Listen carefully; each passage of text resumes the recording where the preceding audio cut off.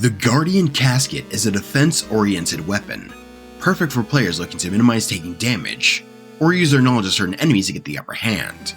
As such, it can be a difficult weapon to use for those still learning the ropes, or facing new foes, but extremely satisfying once you come to grips with it. Pressing attack will perform a bash.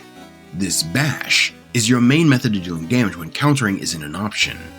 You can perform this attack in the air, and even gain a bit of distance using it. Holding attack will hold the shield out. You can strafe in all 4 directions and even jump while the shield is held.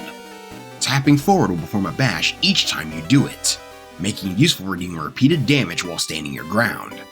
While the shield is sturdy, it will break if it takes too much damage, with the attack that broke it both hurting you and dealing additional damage, so try to make sure to put the shield away to allow it to regenerate. If you bash while the shield is getting hit, it will perform a counterattack that both damages and knocks back anyone close enough to it. I recommend using the screen here to get a feel for the parry timing, especially if you want the achievement for landing 15 parries in a row without missing.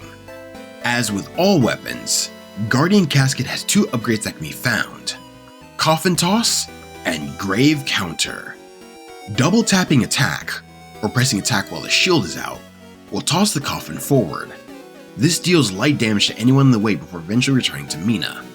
You can recall the shield early by pressing attack. Jumping on the coffin while it's tossed will launch Mina in the air and deal damage to anyone near the jump. While it can be tricky at first to pull off due to the shield curving, when successful, it makes for a great repositioning tool. Grave Counter allows you to perform an even stronger counter if your timing is perfect.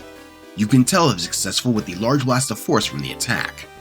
The window is extremely tight, but if it lands, the knockback and damage is quite powerful. It's not the sort of thing one should always be aiming for, but it feels really nice when it does happen.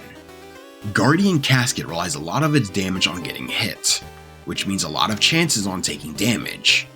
If you find yourself struggling to use the weapon and receiving damage as a result, it's a good idea to consider trinkets with survivability in mind.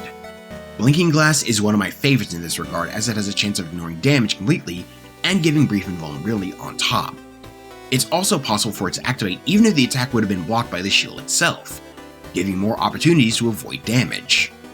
You may also find value from health-related trinkets, such as Intravenous Vial, Plasma Jug, and Vascular Syrup, with Intravenous Vial being especially strong thanks in part to allowing you to focus on guarding and getting out of dodge. If you wish to play the weapon rather aggressively, you might also want to consider Bubble Ring, as the multi-hitting properties of Coffin Toss make it perfect for getting the shield up.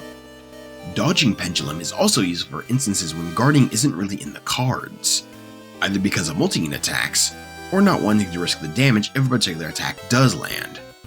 If you find yourself struggling with the weapon, don't feel discouraged. As with all weapons, practice makes perfect. Hopefully this short explanation will put you on the path to understanding the weapon properly. Thanks for watching.